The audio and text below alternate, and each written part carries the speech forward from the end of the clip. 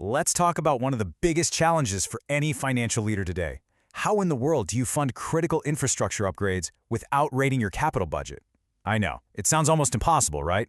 But there's a really sharp strategy that does exactly that. So let's dive right in. All right, here's our game plan. We've got 5 key stops. We'll kick things off with the budget trap that so many companies are stuck in. Then, we'll look at a zero capital model that's designed to get you out. We'll break down how it's funded, how you manage the long-term risk, and then wrap up with why, honestly, the clock is ticking on this whole opportunity. So first, let's really unpack the problem that has so many businesses just stuck. It's a situation we call the fiscal pincer move. Okay, picture this.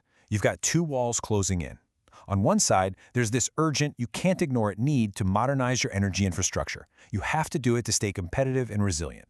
But on the other side, you have these shrinking budgets and a dozen other priorities all screaming for cash, making any big upfront investment feel completely out of reach. That conflict? It creates total budgetary paralysis, and those crucial upgrades just get kicked down the road year after year. So that brings us to the million-dollar question for every CFO out there. Is it actually possible to break out of this paralysis? Can you really fund these essential upgrades without taking a massive hit to your capital budget? Well, the answer is a surprising yes, and we're about to see exactly how. And that brings us to the solution. Now, this means we have to kind of flip the script on how we think about this stuff. We have to shift away from those huge one-time capital expenditures, CapEx, and start looking at models that are funded through your normal operational budget, your OPEX. The real magic here is making these upgrades literally pay for themselves. And listen, this isn't some pie-in-the-sky theory. This is happening right now in the real world. Just look at INX International. They managed to get a completely zero-cost solar array. That didn't just modernize their facility, it locked them into a low, predictable energy rate for the next 25 years. And the key part, they did it with absolutely zero upfront capital. It's a game changer. Okay, so you're probably thinking, if the money isn't coming from our capital budget, where is it coming from? It's a fair question. Let's pull back the curtain and look at the actual mechanics that make these zero CapEx projects a reality. You see, the secret is all about shifting the financial heavy lifting off of your company's books and onto third-party providers and existing utility incentives. And it's not a one-size-fits-all deal. As the source material says, there are 3 distinct, battle-tested ways to get this done. Let's break these 3 paths down real quick. First, you've got no-cost solar. This one is all about predictable spending. You don't own the gear, you just buy the power it produces at a low, locked-in rate. Simple. The second option is utility funding. This is for companies that say, hey, we want to own the asset. And that's fine. This path provides 100% of the financing to make it happen. And then there's the third path, the Frontline Advantage program, which is really clever. It basically hunts down and uses incentives you probably don't even know you're entitled to, and uses that money to fund the project.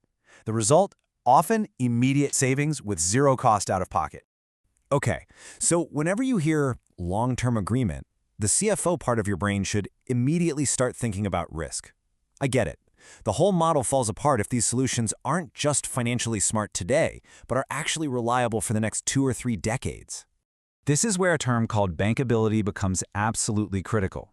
Look, a long-term warranty is pretty much worthless if the company that issued it goes out of business, right? That's why using what's called Bloomberg Tier 1 equipment is the non-negotiable standard. Think of this designation as a seal of approval for financial stability. It gives you confidence that the manufacturer is going to be around to honor its promises 20 or even 30 years from now.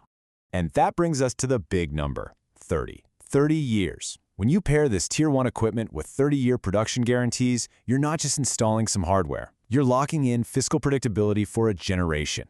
It means the savings you identify upfront are secure for decades to come, which, from a financial perspective, completely de-risks the entire project. Which brings us to our last point, and honestly, maybe the most urgent one. As good as this model sounds, the window of opportunity to actually use it is not going to stay open forever. You see, the economics of these zero CapEx deals rely on a few key factors that are constantly changing. We know for a fact that federal tax credits are scheduled to step down. State-level incentives, they can shift on a dime. And then, of course, you've got the wild card of inflation and material costs. The bottom line is, waiting just 18 months could make the exact same project way more expensive, or maybe even impossible to finance. So when you lay it all out like this, the choice becomes crystal clear. Path A is acting now with a zero-risk audit. It's basically free due diligence to lock in today's favorable terms. Path B is waiting. And the cost of that inaction is very, very real. You're talking lost incentives and higher project costs that could make this whole opportunity just vanish. And look, the first step isn't some massive commitment. It's a straightforward feasibility audit. It's a simple process. First, assess your current energy setup and what you're spending. Second, model what a custom-built zero CapEx solution would look like. And third, put an exact dollar amount on the long-term savings and budget stability you would gain. That's it. So let's tie this all together. The old strategy of just waiting for a capital budget to magically open up, that's over. It's not a strategy anymore. When you have bankable hardware and external funding that covers all the costs, the only real financial risk left on the table is the cost of doing nothing. And that risk, it's a real, measurable line item you're already paying on every single utility bill. So I'll just leave you with this final thought to chew on. If you have a clear path to secure 30 years of predictable power, protect your budget from crazy price swings, and do it all without touching your upfront capital, why would you choose to keep paying volatile, unpredictable rates for even one more day?